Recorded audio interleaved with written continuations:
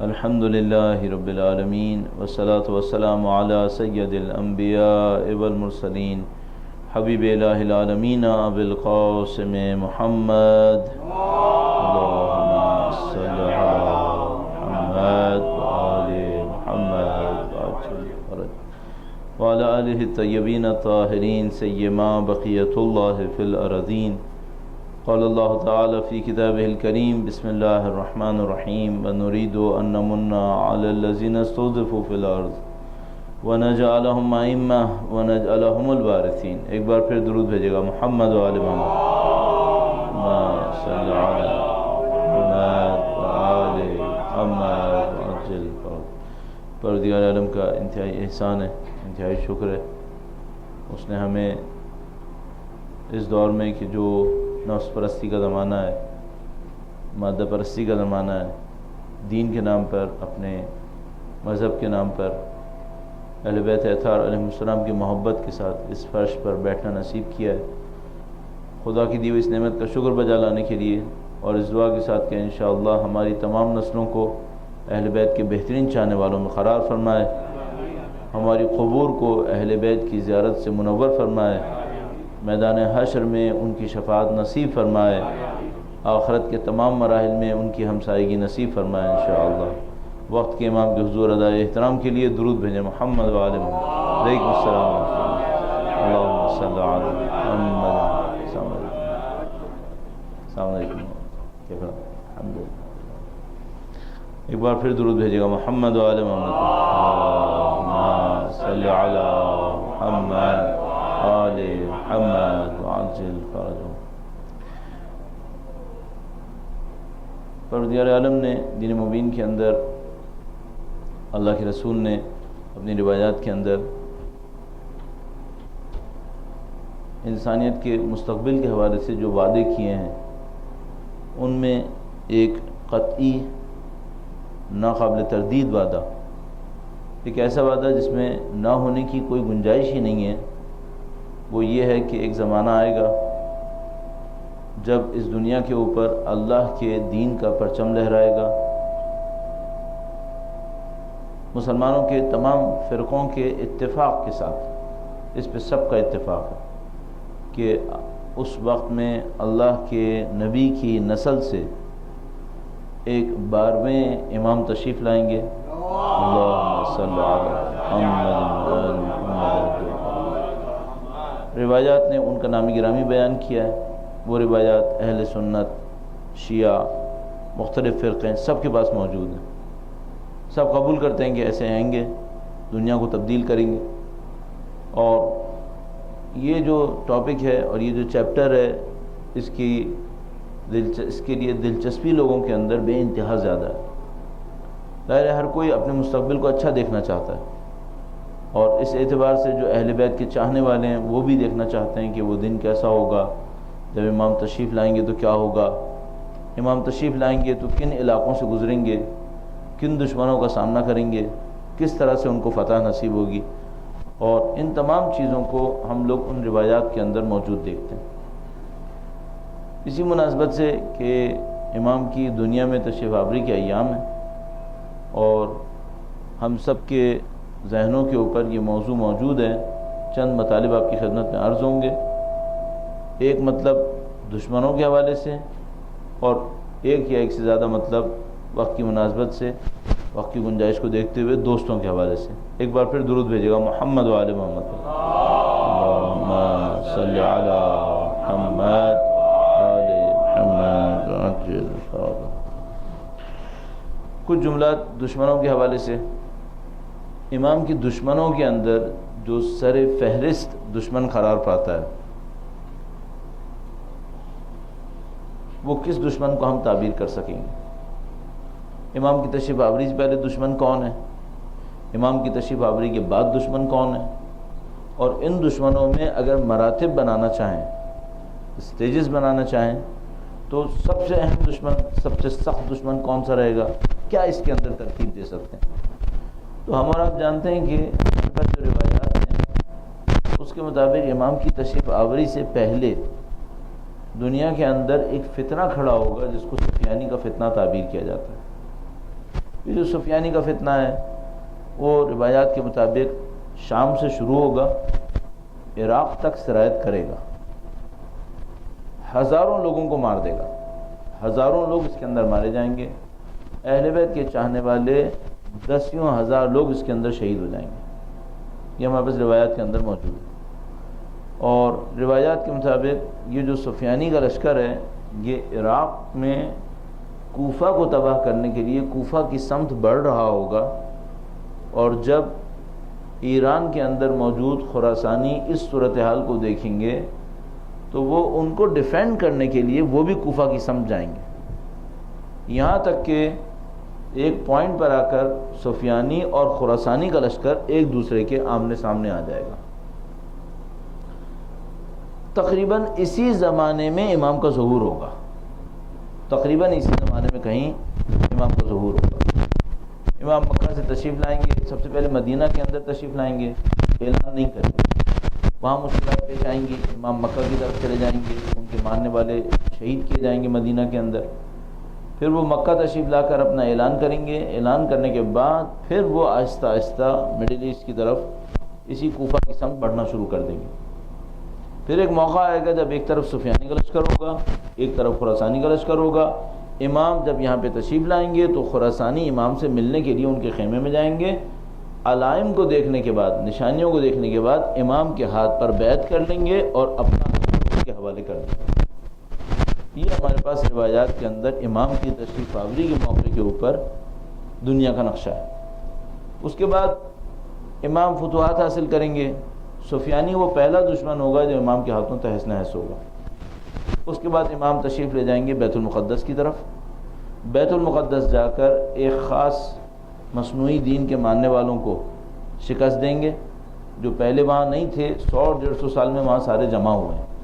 تو اگر 100 سے 150 سال پہلے کوئی اس روایت کو پڑھتا تو اس کو سمجھ میں نہیں آتا کہ وہاں جا کر اس دشمن کو ہرائیں گے کیسے، یہ ابھی سب وہاں پہ جمع ہو گئے۔ تو ہماری روایات کے مطابق امام بیت المقدس تشریف لے جائیں گے، وہاں جو دشمنان دین موجود ہوں گے، جو خیبر کی نسلوں کے وارث ہوں گے، جن کا قلعہ خیبر تھا ان کی نسلوں کے وارث بیت المقدس میں بیٹھے ہوں گے، تو امام وہاں پر ان کو شکست دیں گے۔ ان کو شکست دینے کے بعد اب تیسرے مرحلے میں آخری دشمن ظاہر ہوگا، اس دشمن کو ہم دجال کہتے ہیں۔ اس موقع پر یہ دشمن امام کے سامنے ظاہر ہوگا عالمی سطح پر، پوری دنیا کی سطح پر۔ اس پہ امام دجال کو بھی شکست دیں گے، اور دجال کو شکست دینے کے بعد دنیا کے اندر امن اور امان نافذ ہو جائے گا۔ اس طرح آپ کی سامنے جو ترتیب میں نے عرض کی، امام کے 3 بڑے دشمن قرار پا رہے ہیں، ایک سفیانی ہے، اور ایک وہ قوم ہے جس کا آج کل ٹھکانہ بیت المقدس کے اوپر غصب کر کے ہوا ہے، اور تیسرے یہ دجال۔ یہ لوگ کس قسم کے لوگ ہیں، اور خاص کر یہ کہ آیا یہ نام ہیں، یہ گروپس ہیں یا یہ آرمیز ہیں، بہت تھوڑا سا اس کے اوپر عرض کرتے ہوئے تھوڑا سا دجال کے اوپر کنسنٹریٹ کر لیتے ہیں۔ درود بھیجے گا محمد و آل محمد کا، صلی اللہ محمد و آل محمد۔ اصل میں دجال کے اوپر کیوں کنسنٹریٹ کریں؟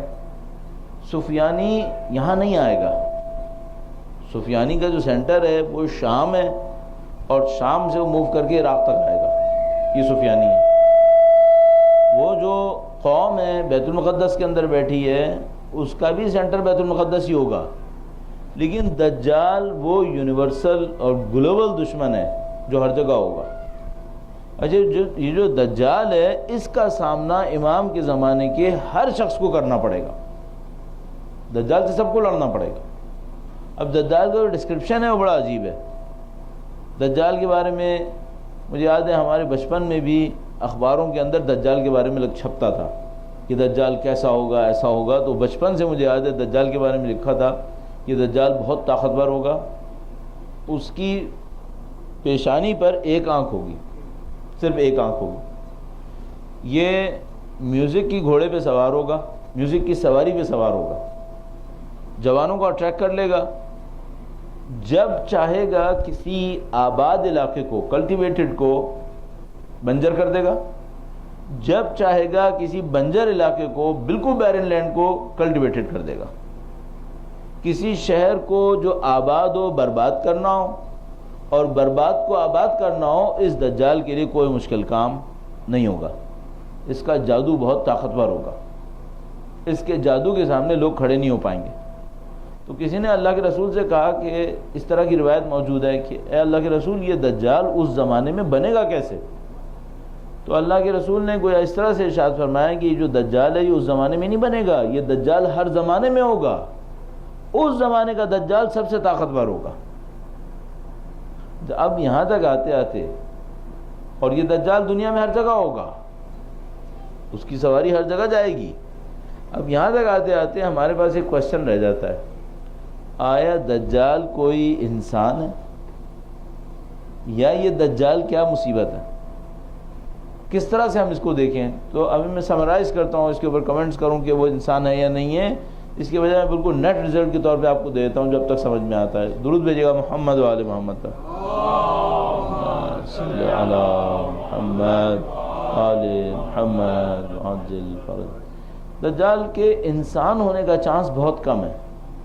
اس کی وجہ یہ ہے کہ اگر دجال ہر زمانے میں تھا اور اس زمانے میں بہت طاقتور ہوگا، تو ایسا کوئی انسان ہمیں نہیں پتا جو ہر زمانے میں رہا ہو اور امام کے زمانے کے اندر بہت طاقتور ہو گیا. ایسا کوئی انسان ہمیں نہیں پتا. یہ کہ ایک آنکھ اس کی یہاں پر ہوگی، تو میں ایک دفعہ لاہور میں کسی یونیورسٹی میں اسپیچ کر رہا تھا اسی موضوع کے اوپر. تو میں نے وہاں پہ یہ کہا کہ اگر دجال کوئی انسان ہو اور یہ نشانی ہو اس کی کہ ایک آنکھ اس کی پیشانی پر ہوگی، یہ اس کی نشانی ہے، تو پھر دنیا کا کوئی بہت بڑا احمق چاہیے جو دجال کو فالو کرے گا.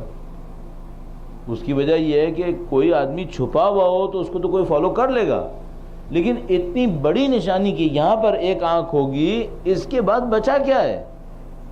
اس کے بعد کون اس کو فالو کرے گا؟ اس کو تو دیکھتے ہی لوگ کہہ دیں گے یہ دجال ہے. یہاں تک کہ ہمارے ہاں اگر کوئی جانور بھی ایسا پیدا ہو جائے جس کی ایک آنکھ یہاں پر ہو تو لوگ دجال کہنا شروع کر دیتے ہیں اس کو. تو انسان اگر ایسا ہو جس کی ایک آنکھ یہاں پر ہو دو آنکھوں کی جگہ، تو اس کو تو دنیا کا کوئی بھی آدمی پہچان لے گا. اگر پہچان لے گا تو کیوں فالو کرے گا اسے؟ مثلا آپ کے سامنے اگر کوئی آدمی آئے جس کی پیشانی کے اوپر ایک آنکھ ہو، تو آپ کو نہیں پتا دجال کی پیشانی پہ ایک آنکھ ہے، آپ پہچانیں گے یا نہیں پہچانیں گے؟ دیکھتے ہی آپ کے ذہن کو ٹکرا جائے گا کہ یہ دجال ہوگا، تو پھر آپ اس کو فالو کریں گے. اتنا فالو کریں گے پوری دنیا میں اس کی فالوئنگ بن جائے، تو یہ تو ناممکن ہے. یہ تو اس کا مطلب کیا ہے؟ اس کا مطلب یہ دجال کوئی انسان نہیں ہے. اچھا انسان نہیں ہے تو پھر کیا ہے؟ تو کہتے ہیں ہاں انسان نہیں ہے، لیکن جو بات سمجھ میں آتی ہے وہ کوئی آئیڈیالوجی یا کوئی آئیڈیا ہے. یہ کوئی آئیڈیالوجی ہے، اور وہ آئیڈیالوجی ایسی آئیڈیالوجی ہے کہ وہ ہر زمانے کے اندر ہوتی ہے، اور امام کے زمانے میں اس کی طاقت بے انتہا بڑھ جائے گی. لب لباب یہ ہے کہ اس آئیڈیالوجی کو جو اب تک علماء امپلیمنٹ کرتے آ رہے ہیں اور اس کی ایکسپلینیشن دے رہے ہیں، وہ کہہ رہے ہیں میٹیریلزم کے اندر، کہ اگر دجال کا ڈسکرپشن میٹیریلزم کے اوپر امپلیمنٹ کیا جاتا ہے تو پرفیکٹلی اس کے اوپر جم جاتا ہے. اس کو تھوڑا سا میں جلدی میں کر دیتا ہوں. درود بھیجے گا محمد و آل محمد پر. صلی علی محمد آل محمد. ایک آنکھ ہوگی کیا مطلب ہے بھائی؟ کہتے ہیں ایک آنکھ ہوگی کہ یہ پوری دنیا کو ایک ہی آنکھ سے دیکھے گا. کیا مطلب؟ کوئی اسپریچویلٹی نہیں ہے، صرف مادیت، مادہ پرستی. صرف دنیا کو میٹیریلزم کے اندر دیکھنا ہے، اور دنیا میں بیونڈ میٹر کچھ ہے یا نہیں ہے اس کو کوئی پرواہ نہیں ہے. تو یہ کہتے ہیں اس کی ایک آنکھ ہوگی. طاقت اس کے پاس بہت زیادہ ہوگی. تو میرا اپنے خیال ہے کہ جو دنیا کے موجودہ نظام کو بھی دیکھے تو وہ سمجھ جائے گا کہ اس کے پاس کتنی طاقت ہوگی. کسی ملک کو بنانا یا بگاڑنا اس کے ہاتھ میں بہت ہی آسان ہے. چاہے وہ کوئی فائنینشیل کرائسس ہو، کسی بھی ملک کے اندر تھوڑے سے جھٹکے مار کر اس کو فائنینشیل کرائسس میں ڈالنا ان کے لیے کوئی مشکل کام نہیں ہے. چاہے وہ جنگ کرنا ہو، تو ہمیں یاد ہے جب کویت کو ہم نے تباہ ہوتے دیکھا تھا 5 دن کے اندر، اور اس کے بعد دوبارہ بنتے دیکھا تو اپنی آنکھوں میں دیکھنے لگے کہ کیا واقعا دجال اسی کو کہتے ہیں کہ طاقت سے گرا دو، طاقت سے بنا لو، اور اس کی تمام نشانیوں کے ساتھ. میں کہتا ہوں ان نشانیوں کو میں مزید امپلیمنٹ نہ کروں، صرف آپ سے ایک سوال کرنا چاہوں گا. اگر یہ دجال میری اور آپ کی زندگی میں آنے کی کوشش کرے تو آپ کو راستہ روکنا ہے یا نہیں روکنا؟ ظاہر ہے امام کا دشمن ہے، قطعاً آپ اس کا راستہ روکنا چاہیں گے۔ آپ کا راستہ روکنے کا نظام کیا ہے؟ آپ راستہ روکیں گے کیسے؟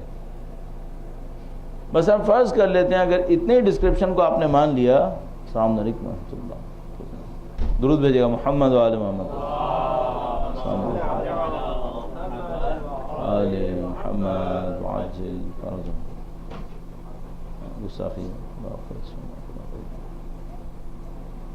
ایک بار پھر ان دونوں کی صحت و سلامتی کے لیے درود بھیجے گا محمد وآل محمد، صلی علی محمد وآل وعجل فرجهم۔ اگر دجال کا ہم سب کو سامنا کرنا ہے، دجال کا مقابلہ ہوگا کیسے؟ اور اگر اس کی پینیٹریشن اتنی ہے کہ دنیا کا کوئی گھر ایسا نہیں ہوگا جہاں دجال نہ گھسا ہو، روایات کے مطابق ہر جگہ اس نے گھسنا ہے، اس کو ہم روک کیسے سکتے ہیں؟ اب یہ تو ایک سمبولک ایکسپریشن تھا دجال، اور دجال کے مقابلے میں ہمارا دفاع کیا ہوگا؟ اگر دجال کو نہ بھی لیں، دنیا میں مادہ پرستی ہے یا نہیں ہے؟ اگر دنیا میں مادہ پرستی ہے اور دنیا کے کونے کونے تک پہنچ گئی ہے، اس کا مقابلہ کیسے ہوگا؟ اس سے ہم بچ کیسے سکتے ہیں؟ اس کو ہم اگر اپنے اندر نافذ نہیں کریں گے کہ ہمارا دفاعی نظام کیا ہے، تو پھر یقینی طور پر اتنے مضبوط دشمن کے سامنے کہیں نہ کہیں ہم نقصان کھا جائیں گے۔ اچھا، کل بھی میں نے عرض کیا تھا کہیں پر، یاد نہیں آ رہا کہاں پر، کہ کل یا پتہ نہیں پرسوں، کہ انسان کے اندر مشکل یہ ہوتی ہے کہ اگر کوئی چیز گریجولی اس پر اٹیک کرتی ہے تو وہ سمجھ نہیں سکتا۔ میں ایک مثال آپ کی خدمت میں عرض کرتا ہوں، میں ٹی وی کے حوالے سے عرض کیا کرتا ہوں، درود بھیجے گا محمد وآل محمد، صلی علی محمد وآل محمد وعجل۔ اگر آپ میں سے کسی کو یاد ہو، مجھے تو تھوڑا یاد آتا ہے، ارلی 70s میں پاکستان میں ٹیلی ویژن آیا تھا، ارلی 70s میں۔ یہ جو ٹی وی آیا تھا یہ 5 بجے شروع ہوتا تھا، 10-11 بجے ختم ہو جاتا تھا، ایک ہی چینل ہوتا تھا، پی ٹی وی ہمارے یہاں پاکستان میں۔ 5 بجے شروع ہوتا تھا، 10-11 بجے ختم ہوتا تھا۔ کوئی بیہودہ چیز نہیں دکھاتے تھے، کوئی بیہودہ چیز نہیں دکھاتے تھے، سب اخلاقی چیزیں دکھایا کرتے تھے، اور لوگوں کو قطعاً اس بات کا احساس نہیں تھا کہ اس میں کیا کیا ہو سکے گا۔ تو وہی لوگ کہ جو شریف نسل کے تھے، شرفا تھے، وہ بھی اس کو دیکھ لیتے تھے، اور کچھ دنوں کے بعد وہ ایسی جگہ پر پہنچ گیا ہے کہ اب شرفا بھی دیکھ رہے ہیں، لیکن اگر یہی چیز 30 سال پہلے کوئی دکھا دیتا تو توبہ استغفار کر کے اس کو توڑ دیتے۔ جو چیز اس وقت ہم مہذب دیکھ رہے ہیں، مہذب، جو غلط ہے وہ تو غلط ہے ہی، جو آج کے زمانے کا مہذب ہے، اگر یہ اس وقت کوئی ہمیں دکھا دیتا ٹیلی ویژن کے اوپر تو لوگ ٹی وی توڑ دیتے کہ بھئی یہ کیا بلا ہے۔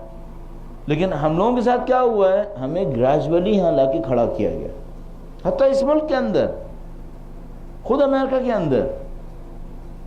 میں قدیم زمانے کی، یعنی سمجھنے قدیم زمانے کہہ رہا ہوں، 100 سال پہلے کی ان کی تصاویر، ان کے کلچر اور ان کے رکھ رکھاؤ، رہن سہن کو دیکھتا ہوں، تو جو آج کے زمانے میں نارمل بیہیویئر ہے وہ 100 سال پہلے اتنا برا تھا کہ ان کی سوسائٹی ایکسیپٹ نہیں کر رہی تھی۔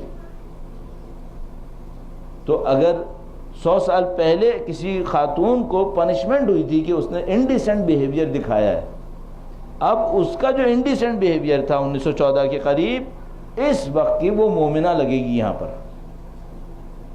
اس وقت وہ مومنہ لگے گی محجبہ، کہ یار یہ تو بہت ہی اچھی ہے۔ یہ وہاں سے یہاں تک یہ بھی پہنچے ہیں، یہ کیسے پہنچے ہیں؟ یہ بھی اسی نظام کے تحت پہنچے ہیں، گریجولی، آہستہ آہستہ۔ تو ہم سب کے ساتھ ایک مشکل ہے۔ اچھا، اس دوران میں بہت بصیرت چاہیے ہوتی ہے کہ کوئی اس آدمی، کوئی اس کو جج کر لے کہ 30 سال کے بعد بیہیویئر کیا ہونے والا ہے۔ میں ایک واقعہ آپ کی خدمت میں عرض کرتا ہوں، میرے ساتھ پیش آیا۔ فیصل آباد میں گیا، ایک شہر میں فیصل آباد، وہاں پر ایک دوست کے گھر ایک صاحب جاننے والے ہیں، بہت سینئر ہیں، ان کے گھر پہ ٹھہرا، ماہ رمضان کے لیے تبلیغ کے لیے گیا تھا۔ تو میں وہاں پہ ٹھہرا۔ اس زمانے میں نیوز چینلز کے ذریعے سے نیوز دیکھا کرتا تھا، انٹرنیٹ اتنا زیادہ رائج نہیں تھا اس زمانے میں۔ تو میں نے ان سے کہا کہ آپ کے گھر میں ٹیلی ویژن نہیں ہے، مجھے CNN BBC دیکھنا ہوتا ہے. تو انہوں نے کہا کہ نہیں، ہمارے گھر میں ٹی وی نہیں ہے، آپ کہیں تو میں آپ کے لیے لا دیتا ہوں. میں نے کہا نہیں، اگر اب تک آپ محفوظ رہے ہیں تو آپ اس بلا کو اندر مت لائیں. لیکن یہ تعجب ہے کہ آپ محفوظ کیسے رہیں. یہ جو میں آپ کو سنا رہا ہوں یہ بھی 97-98 کی بات ہے. تو میں نے کہا مجھے تعجب یہ ہے کہ آپ بچے کیسے. کہنے لگے کہ ارلی 70s میں، بلکہ انہوں نے مجھے کہا تھا لیٹ 60s میں، جب ٹیلی ویژن نیا نیا آنا شروع ہوا تھا تو کہنے لگے کہ میں نے آیت اللہ خمینی کو عراق میں لیٹر لکھا. اس زمانے میں آیت اللہ خمینی عراق میں ہوتے تھے، تو ان کو لیٹر لکھا عراق میں اور ان سے یہ کہا کہ آیت اللہ ہمارے گھر میں، ہمارے علاقے میں ایسی ایک چیز آ گئی ہے، ریڈیو کی طرح ہے لیکن اس میں تصویر بھی آتی ہے، کوئی غلط بات نہیں آتی ہے، ہفتے میں ایک دن بچوں کے لیے کارٹون بھی آتا ہے، اس طرح کی چیز. اس کا میں نے سارا پروگرام جو شیڈیول ہوتا تھا ٹیلی ویژن کا وہ میں نے ان کو لکھ کے بھیج دیا، یہی آتا ہے، یہی آتا ہے، اس طرح سے آتا ہے، آپ حکم فرمائیں یہ میں لے سکتا ہوں یا نہیں لے سکتا. عجیب بات انہوں نے سنائی. کہنے کہ مولانا آیت اللہ خمینی نے اس زمانے میں مجھے جواب لکھ کے بھیجا کہ میں تم کو باپ بن کر نصیحت کر رہا ہوں کہ اس کو اپنے گھر میں مت لانا. انہوں نے کہا فقہی لحاظ سے شاید جائز ہو، لیکن میں تم کو پدرانے نصیحت نہیں کنا، باپ بن کر تمہیں نصیحت کر رہا ہوں، فقی بن کے نہیں کہہ رہا، باپ بن کے کہہ رہا ہوں اس کو بیٹا اپنے گھر میں مت لانا، تمہارے لیے اچھا نہیں ہوگا. تو میں نے ان سے پوچھا کہ پھر آپ نے کیا کیا. فقہی طور پہ تو جائز تھا، جو ہمارا معمولاً رویہ ہوتا ہے وہ کہتے ہیں اچھا جائز تو ہے نا تو ٹھیک ہے معاملہ ختم. تو میں نے ان سے کہا کہ آپ نے کیا کیا، فقہی طور پہ تو جائز تھا. تو کہنے لگے کہ نہیں، میں نے ایک بات سوچی. اب یہ بات بھی بڑی پتے کی تھی. کہنے لگے میں نے یہ سوچا کہ اگر اتنا بڑا آدمی مجھے اپنا بیٹا بنا رہا ہے تو میں موقع مس کیوں کروں. کہنے اتنا بڑا آدمی مجھے اپنا بیٹا بنا رہا ہے اور وہ کہہ رہا ہے کہ میں باپ بن کے نصیحت کر رہا ہوں تو میں اس کو مس کیوں کروں. تو میں نے بھی کہا کہ اے اللہ میں ان کو اپنا باپ مانتا ہوں اور ان کو اپنا باپ سمجھتے ہوئے جو وہ کہیں گے میں زندگی بھر ٹی وی نہیں آنے دوں گا. آیت اللہ خمینی کا انتقال ہو گیا.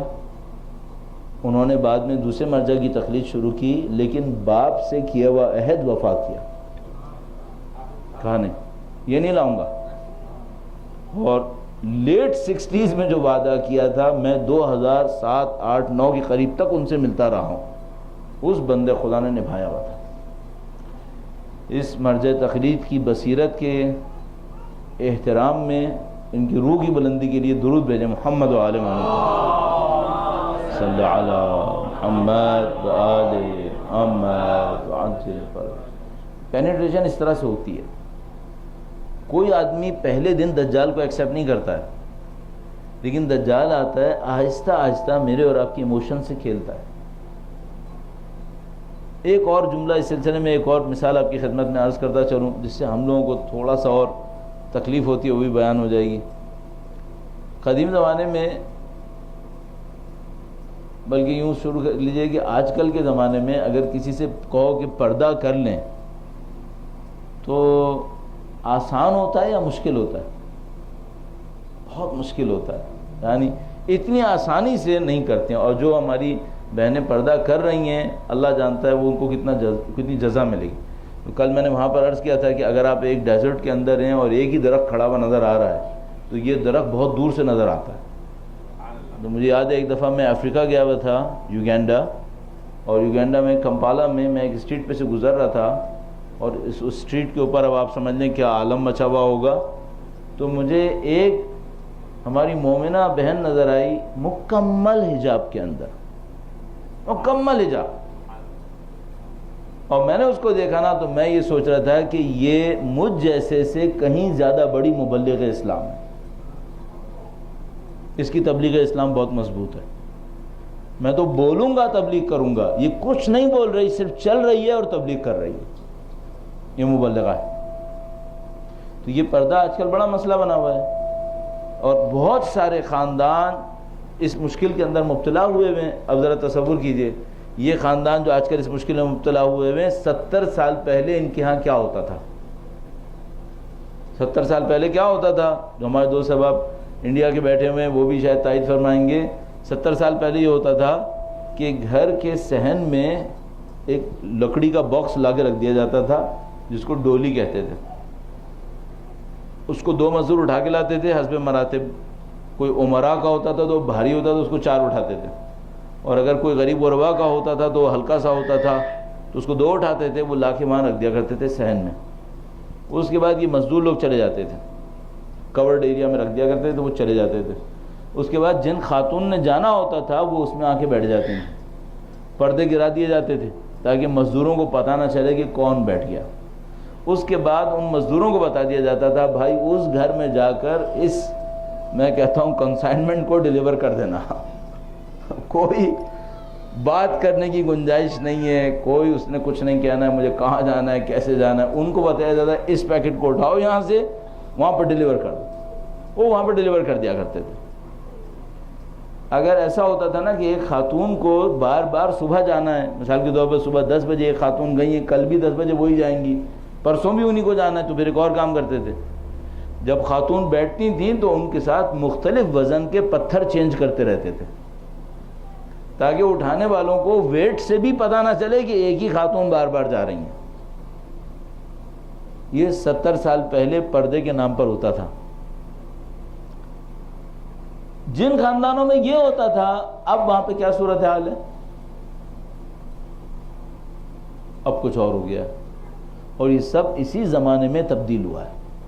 میں نہیں کہہ رہا وہ جو ہوتا تھا وہ صحیح ہوتا تھا، وہ بھی اسلام نے نہیں کہا تھا ایسا، وہ علاقے کے احترام میں ہوتا تھا.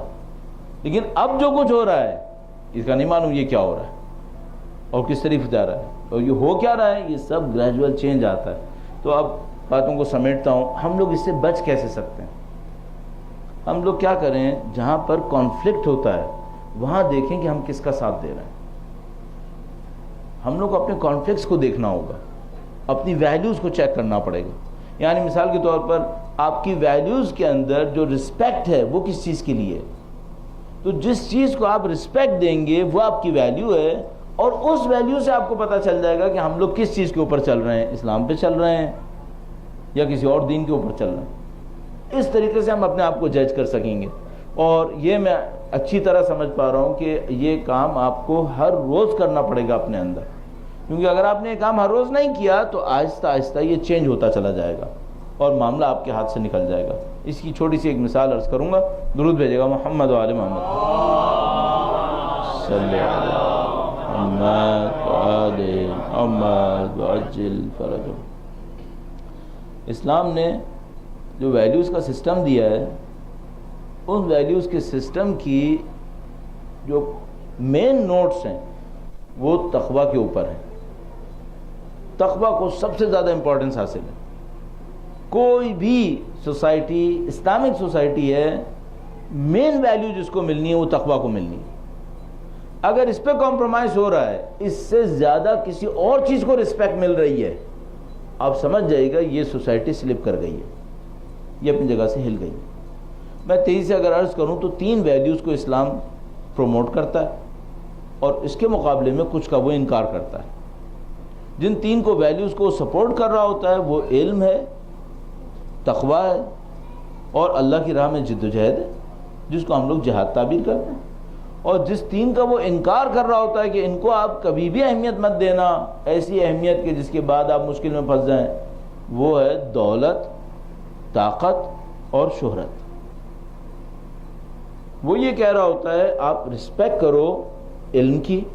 هل يستوي الذين يعلمون والذين لا يعلمون. وہ جو صاحبان علم ہیں کیا اس کے برابر ہو سکتے ہیں جو علم نہیں رکھتے؟ یہ کہتا ہے تقویٰ کا احترام کرو. انا اکرمکم عند اللہ اتقاکم. تقویٰ کا احترام کرو. پھر کہتا ہے اللہ کی راہ میں جدوجہد کرنے والوں کا احترام کرو. فضل اللہ المجاہدین علی القائدین. اور بیچ میں کچھ کلمات کے بعد آگے فرماتا ہے درجہ، کہ اللہ نے اپنی راہ میں جہاد کرنے والوں کو بیٹھنے والوں کے اوپر درجات کی فضیلت دی ہوئی ہے. ان 3 کا خدا کہتا ہے احترام کرو. اگر آپ نے اپنی زندگی کے اندر بنیاد بنا لی اصول بنا لیا کہ ہم نے ان تین کو رسپیکٹ دینی ہے، علم، تقوی، اللہ کی راہ میں جد و جہد، ان کو آپ نے رسپیکٹ دینی ہے۔ اچھا، اس کے بالکل پیرالل اگر تین نیگیٹو ویلیوز لے لیں تو میں جلدی سے بیان کر دوں، دولت، طاقت اور شہرت، ویلتھ، پاور، فیم، یہ نیگیٹو ویلیوز ہیں۔ اگر آپ نے ان ویلیوز کو چھوڑ دیا، علم، تقوی اور جہاد، اور ان ویلیوز کو لے لیا، ویلتھ، پاور، فیم، آپ یہ سمجھ لیں دجال کے داؤ میں آ گئے، دجال کے راستے میں پھنس گئے۔ یہ جو تین ویلیوز ہیں یہ میٹیریلزم کی ویلیوز ہیں، اور اس وقت کی دنیا میں یہی ڈومیننٹ ویلیوز ہیں، یہی ڈومیننٹ ویلیوز ہیں۔ اگر آپ نے اپنے آپ کو بچانا ہے، اپنی ویلیوز کو بچا لیں۔ اچھا، یہ میں آپ کو کیوں کہہ رہا ہوں ویلیوز کو بچا لیں؟ ممکن ہے آپ سارے ورڈز کو بچا لیں، ایک بچہ حافظ قرآن ہو اور اندر سے وہ دجال کا نمائندہ بن گیا ہو، کیوں؟ اس کی ویلیوز وہی ہیں جو دجال کی ویلیوز۔ تو اگر آپ کی ویلیوز بچ گئیں تو آپ بھی بچ گئے، آپ کا دین بھی بچ گیا۔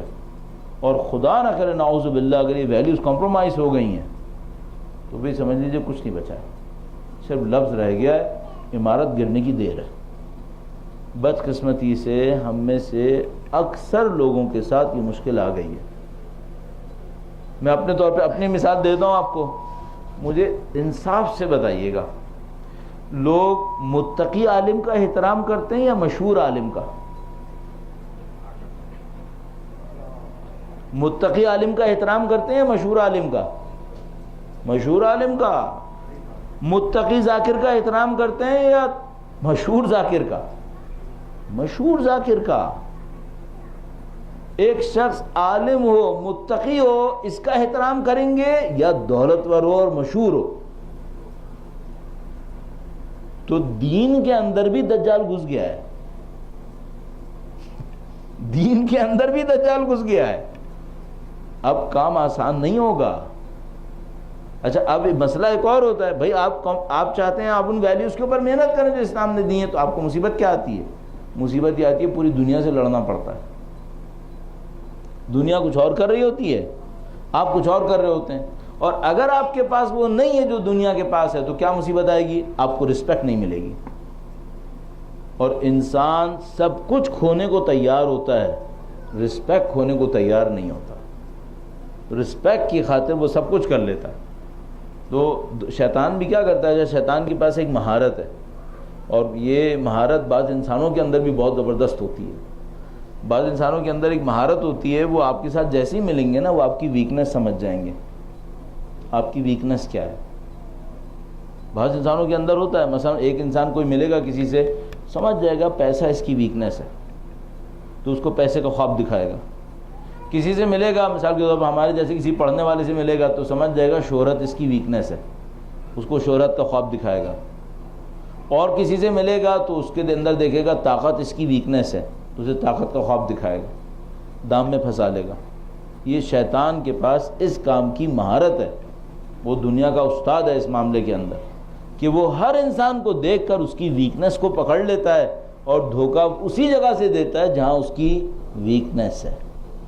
اور یہ میں آپ کی خدمت میں عرض کرتا چلوں، پھر بچنا بہت مصیبت ہے۔ مثال کے طور پر آپ ایک آدمی کو دھوکہ دینے کی کوشش کریں، نعوذ باللہ تعالی ام الخبائث شراب کے ذریعے سے، دھوکے میں نہیں آئے گا۔ اس کو پتہ ہے غلط چیز ہے، ہاتھ بھی نہیں لگائے گا، اس کو پتہ ہے میں پیوں گا، اللہ کے نبی نے یہ کہا یہ کہا یہ کہا، نہیں کرے گا۔ اچھا، اسی آدمی کو دھوکہ دیں نفسانی خواہشات سے، پھنس سکتا ہے۔ اسی آدمی کو دھوکہ دیں، ذرا اس کو پمپ کریں، بیلون کریں کہ آپ کو تو لیڈر ہونا چاہیے تھا، تو یہی بندہ جو شراب سے بچ گیا تھا لیڈرشپ کے دام میں آ جائے گا۔ یہ ہر انسان کے اندر ایک بت بیٹھا ہوا ہے، اور اس سے پہلے کہ انسان آئیڈینٹیفائی کرے میرے اندر کا بت کون سا ہے، شیطان آئیڈینٹیفائی کر لیتا ہے اس کا بت کون سا ہے۔ شیطان اسی پر انویسٹ کرتا ہے پھر، اور پھر اس کو آہستہ آہستہ آہستہ آہستہ دجال کے لیے تیار کر لیتا ہے، اپنے نمائندے کے لیے تیار کرتا ہے۔ تو آپ کو اور مجھے یہ محنت کرنی پڑے گی اچھا اس محنت میں اور تھوڑا سا اس کو آگے بڑھا کر اختتام پذیر کروں، آپ کی زحمت تمام کروں، اس محنت میں مدد کہاں سے ملے گی آپ کو؟ اس کے لیے ایک پوائنٹ عرض کروں گا، درود بھیجے گا محمد و آل محمد پر۔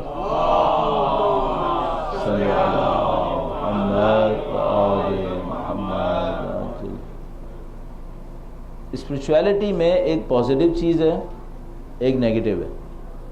نیگیٹو اسپریچویلٹی کیا ہے؟ آپ ایک جگہ بیٹھ جائیں، اللہ اللہ کرتے رہیں، دنیا تباہ ہو، برباد ہو، دجال کی حکومت ہو یا امام کی حکومت، آپ کو کوئی پرواہ نہیں۔ اس کو ہم کہتے ہیں نیگیٹو اسپریچویلٹی۔ ایک پازیٹیو اسپریچویلٹی ہوتی ہے، وہ کیا ہے؟ آپ اللہ کے ساتھ تعلقات بناتے ہیں، اللہ کے دین اور اللہ کے بندوں کے کام آتے ہیں، یہ پازیٹیو ہے۔ اپنے اندر اسپریچویلٹی لے کر اور پازیٹیو اسپریچویلٹی، آپ کا خدا سے تعلق ہو، اس خدا سے تعلق کے ذریعے سے آپ خدا کے دین کے کام آئیں، خدا کے بندوں کے کام آئیں۔ صرف ایک بات ذہن میں رکھیے گا، جو یہ کام بھی کرے گا نا، اس کو تھوڑے ہی عرصے میں شیطان سمجھائے گا، واہ واہ واہ، تم سے اچھا انسان تو ہو ہی نہیں سکتا۔ تو شیطان کا جو سب سے آخری خطرناک دام ہے وہ تکبر ہے، کہیں نہ کہیں پھنسائے گا، نکلنا آسان نہیں ہے۔ تو مثال کے طور پر کوئی نعوذ باللہ تعالی بری عادتوں سے نکل گیا، نفسانی خواہشات سے نکل گیا، علم کے اوپر کام کیا، تقوی پہ کام کیا، اللہ کی راہ میں جد و جہد کر لی، اب کیا دام آئے گا؟ اب جو اس کے سامنے دام آئے گا وہ یہ کہ تم سے اچھا تو کوئی ہے ہی نہیں، سب کو چاہیے تمہاری بات مانے۔ یہ ساری پازیٹیو اس کی کوالٹیز اس کے اندر ایک تکبر ایجاد کرنے کی طرف لے کے چلی جائیں گی، جیسے شیطان کے ساتھ خود بھی یہی ہوا۔ تو وہ متکبر بندہ چلا جائے گا اپنے اندر۔ اب کیا آپ اس کو کیسے مقابلہ کرنا ہو، اس کو ہمبل ہونا ہوگا۔ میں بہرحال آپ کو اس کمپلیکیشن میں نہیں پھنسانا چاہتا ہوں، میں صرف آپ کی خدمت میں عرض کرنا چاہتا ہوں، ہم لوگ اچھے دور میں ہیں کہ کام کے رزلٹ نظر آ رہے ہیں، لیکن جتنا یہ دور امام سے نزدیک ہوگا گمراہی کا چانس اتنا ہی زیادہ ہوگا، گمراہی کا چانس اتنا ہی زیادہ ہوگا۔ تو ہمیں بہت زیادہ محنت کرنی پڑے گی، بہت اپنے اوپر کنٹرولز لگانے پڑیں گے، لیکن انسانوں کے درمیان میں بھی رہنا ہی ہے۔ ہم یہ نہیں کر سکتے ہم جنگلوں میں جا کے رہنا شروع کر دیں۔ اور آپ کو ان تمام کے پیچھے کیا انعام ملنے والا ہے؟ تو اللہ کے رسول نے ایک موقع کے اوپر تشریف فرما تھے اپنے چند اصحاب کے درمیان، کہنے کہ سلام ہو میرے بھائیوں کے اوپر۔ تو اللہ کے رسول کے اصحاب نے کہا علیکم السلام، کہا ہم اللہ کے رسول کے بھائی ہیں، علیکم السلام۔ اللہ کے رسول نے کہا سلام ہو میرے بھائیوں پر، اور وہ سمجھ گئے کہ بھئی معاملہ ہمارا نہیں ہے، کوئی اور ہے۔ پھر تیسری دفعہ اللہ کے رسول نے کہا سلام ہو میرے بھائیوں پر، وہ اصحاب بیچارے تڑپ گئے، انہوں نے کہا اے اللہ کے رسول، ہم جنگ احد آپ کے ساتھ، بدر آپ کے ساتھ، خندق آپ کے ساتھ، سارے مارکے آپ کے ساتھ، بھائی کوئی اور ہے؟ یہ کیا ہے؟ اللہ کے رسول نے کہا کہ آپ لوگوں نے جو کچھ کیا وہ بہت اچھا ہے، لیکن آپ لوگوں کے میں درمیان میں بیٹھا تھا، ہر روز تم مجھے دیکھ رہے تھے، اپنی آنکھوں سے تم نے مجھے دیکھا ہے، لیکن میرے کچھ ماننے والے ایسے آئیں گے آخری ٹائم میں جنہوں نے کبھی مجھے نہیں دیکھا، کبھی میری آواز نہیں سنی، ان کے سامنے میرے وجود سے سوائے رائٹنگ کے کچھ نہیں پہنچے گا۔ نبی نے عجیب اصطلاح استعمال کی، کہنے کہ ان کے پاس میری طرف سے بلیک اور وائٹ کے سوا کچھ نہیں پہنچے گا۔ بلیک اور وائٹ کس بات کی نشانی تھی؟ پیپر کے اوپر رائٹنگ کی، کیونکہ پیپر وائٹ ہوتا ہے، انک بلیک ہوتی ہے۔ تو اللہ کے رسول نے کہا وہ ایسے لوگ ہوں گے ان کو میرا وجود نہیں پہنچے گا، میری آواز نہیں پہنچے گی، صرف کیا پہنچے گا؟ بلیک اینڈ وائٹ، بس سیاہ سفید۔ اس کے باوجود وہ میرے اوپر ایمان لائیں گے، میری باتوں پر عمل کریں گے۔ اللہ کے رسول نے فرمایا یہ لوگ میرے بھائی ہوں گے۔ اس کا مطلب کیا ہے؟ اگر یہ زمانہ وہ زمانہ ہے جب امام نے تشریف لانا ہے اور ہم سب کی آرزو یہی ہے، تو یہاں پر اگر کوئی اپنے ایمان کو بچا گیا تو وہ اللہ کے رسول کے بھائی کا اسٹیٹس لے سکتا ہے۔ جب انعام بڑا ہوتا ہے نا تو خطرے بھی بڑے ہوتے ہیں۔ اگر آپ نے سنا ہوگا اسٹوریز کے اندر کہ کوئی سونے کی کان لینے کے لیے مائنز، جو گولڈ کی مائنز ہوتی ہیں، ان کو لینے کے لیے ڈھونڈنے کے لیے گیا، واپس ہی نہیں آیا، مر گیا، کھپ گیا، پتہ نہیں کتنے لوگ اس کے اندر مارے گئے۔ جب ریوارڈ بڑا ہوتا ہے تو اسٹیکس بھی ہائی ہوتے ہیں۔ آپ کے پاس ریوارڈ بہت بڑا ہے لیکن آپ کے سٹیکس بہت ہائی ہیں، ان کو ہمیں سوچنا پڑے گا۔ میں اپنے عرائض یہیں پہ اختتام پذیر کروں گا۔ آپ بہت اچھے دور میں ہیں، آپ کے سامنے دنیا کی سطح پر بڑی اچھی شخصیتیں سامنے آئی ہوئی ہیں، ان کی سنتیں آپ کے سامنے ہیں، ان کے طریقے آپ کے سامنے ہیں، ان کی کامیابیاں آپ کے سامنے آئی ہوئی ہیں۔ تو اب یہ 100 سال پہلے کا زمانہ نہیں ہے جب کوئی بچہ کہے ہم سے کہ بھئی ہمارے سامنے تو اسلام صرف ڈوبتا ہی ہے، شکست کھاتا ہے، نعوذ باللہ تعالیٰ۔ نہیں، ابھی الحمدللہ بہت نشانیاں سامنے آ گئی۔ وعلیکم السلام ورحمۃ اللہ۔ تو ان سب کے ہوتے ہوئے خدا انشاءاللہ فتح و نصرت نصیب فرمائے گا۔ درود بھیجے گا محمد و آل محمد پر۔ صلی علی محمد محمد وعجل فرجہ۔ مجھے نہیں معلوم اگلا حصہ اس وقت کیا رکھنا چاہیے، تو کوشچن آنسر کا کوئی امکان ہے ہمارے پاس؟ کوشچن آنسر ہے ہمارے پاس؟ کنٹینیو کریں بہتر ہے۔ ایک بار پھر درود بھیجے گا محمد و آل محمد صلی علی محمد و آل محمد وعجل فرجہ۔ بالکل پریکٹیکلی چند اسٹیپس آپ کی خدمت میں عرض کرتا ہوں۔ اگر کوئی چاہتا ہے امام کی نصرت میں زندگی گزارے اور اس دشمن امام سے لڑ لے، تو اسے کیا کرنا ہوگا؟ کل میں نے آپ کی خدمت میں ایک جملہ عرض کیا تھا، میں اس کو بڑھا کے آگے بڑھانے کی کوشش کرتا ہوں۔ کل میں نے جملہ عرض کیا تھا، اچھے کام کرنے سے پہلے برے کام کو چھوڑ دو۔ کوئی آدمی یہ کہے کہ میں اچھے کام کروں گا، تو میں کہوں گا اچھے کام سے پہلے یہ کرے غلط کام کو چھوڑنے کی کوشش کرے۔ مثلا جو امام کو پسند ہے وہ کروں گا صرف، میں کہہ رہا ہوں یہ بات کا سٹیج ہے۔ پہلا کام کیا کرے؟ جو امام کو پسند نہیں ہے اس کو وہ چھوڑنے کی کوشش کر لے، یہاں سے اپنی زندگی کے اندر آہستہ آہستہ چینج لائے۔ اب میں ایک روایت عرض کروں گا آپ کی خدمت میں، جو مولا نے ایک موقع پر ارشاد فرمائی ہے، سمبولک ایکسپریشن ہے مولا کی طرف سے۔ روایت میں لکھا ہے کہ جیسے کبھی دنیا امیر المومنین کے سامنے آئی، تو امیر المومنین نے فرمایا جملے کے اندر کہ اگر دنیا میرے سامنے آئے تو میں اس سے یہ کہوں گا، مولا امیر المومنین کی ذات پر درود بھیجے گا محمد و آل محمد صلی علی محمد و آل محمد وعجل فرج۔ تو امام نے فرمایا کہ میں اس سے پوچھوں گا کہ یہ بتا تو نے کتنے شوہر کیے ابھی تک، اور تو نے اپنے سارے شوہروں کو طلاق کو قتل کر لیا، یعنی جس کسی نے تیرے ساتھ وقت گزارا تو نے اسے قتل کر لیا۔ اور اس کے بعد امام نے فرمایا طلقتک ثلاثہ، میں تجھے 3 طلاقیں دیتا ہوں، میں 3 طلاقیں دیتا ہوں، اب تیرا میرا کوئی تعلق نہیں ہے۔ امیر المومنین کا جو یہ سمبولک ایکسپریشن ہے، یہ ہم سے ایک بات کہہ رہا ہے۔ وہ کیا ہے؟ وہ یہ ہے کہ امیر المومنین کی جو مطلقہ ہے اس سے تم لوگ عشق مت لڑانا۔ یہ بڑا عجیب ایکسپریشن ہے مولا کا۔ امیر المومنین نے کہا کہ میں تجھے 3 طلاقیں دیتا ہوں، 3 طلاقیں دیتا ہوں، کیا مطلب؟ میرا تیرا کوئی تعلق نہیں ہے۔ یہ کس سے کہا تھا؟ دنیا سے کہا تھا۔ اس کا مطلب ہے مولا ہم سے کیا کہہ رہے ہیں؟ مولا ہم سے کہہ رہے ہیں کہ دیکھو اگر تم میرے ماننے والے ہو نا، دنیا پرستی کے پیچھے نہیں جانا، دنیا پرستی کے پیچھے نہیں جانا۔ یہ سب سے امپورٹنٹ پوائنٹ ہے اس دنیا میں عمل کرنے کے لیے۔ اچھا اب آپ یہ کہیں گے بھائی یہ دنیا پرستی ہوتی کیا ہے؟ گاڑی میں بیٹھنا ہے نہیں بیٹھنا ہے، گھر بنانا ہے نہیں بنانا ہے، کھانا کھانا ہے یا نہیں کھانا ہے، یہ سب کرنا ہے۔ دنیا میں رہنا ایک چیز ہے، دنیا کے لیے رہنا کچھ اور ہوتا ہے۔ ایک معاملہ ہوتا ہے دنیا میں رہنا، اسے کوئی منع نہیں کرے گا، لیکن دنیا کے لیے رہنا اس کو سب منع کریں گے۔ دنیا کے لیے نہ رہ رہے ہم لوگ، یہاں سے شروع کرنا پڑے گا کہ بھائی ہم لوگ دنیا کے لیے نہ رہیں۔ اچھا دنیا کے لیے نہ رہیں، پھر ایک اور مصیبت ہمارے ساتھ آ جاتی ہے، شیطان جان ہی نہیں چھوڑتا ہماری، ایک اور مصیبت ہمارے سامنے آتی ہے۔ وہ مصیبت کیا ہے؟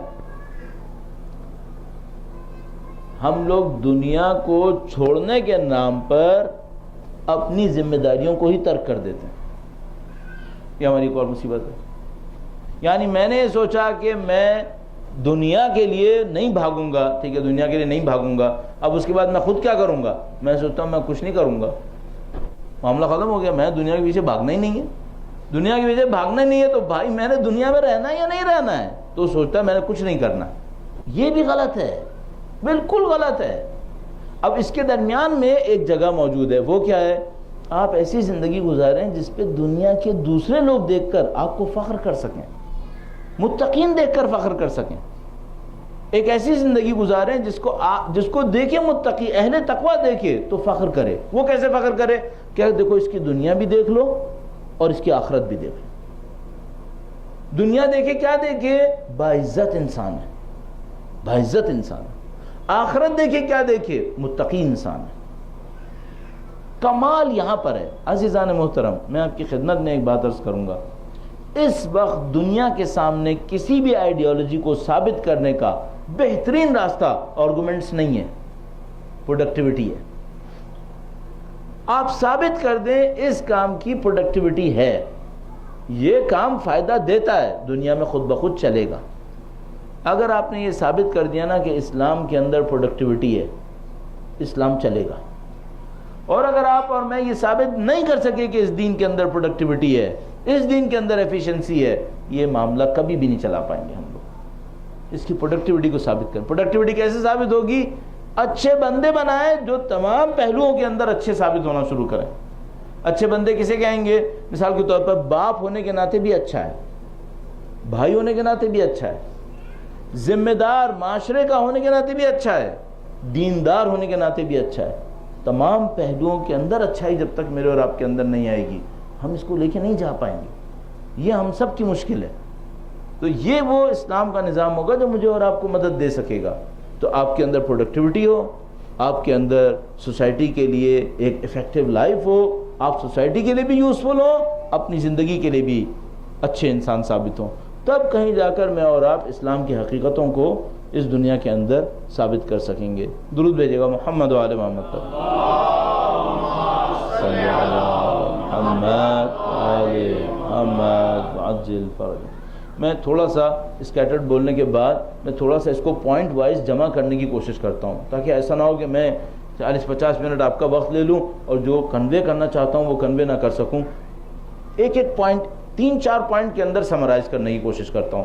نمبر 1، آپ کے اندر اللہ کے ساتھ رابطے کی روحانیت ہونی چاہیے. اللہ کے ساتھ رابطے کی روحانیت ہونی چاہیے. مثلا میں کیا کر رہا ہوں، سارے کو سمرائز کر رہا ہوں جو کچھ میں نے آپ کی خدمت میں عرض کیا. نمبر 1، پہلا کام، آپ کے اندر روحانیت ہونی چاہیے، معنویت ہونی چاہیے.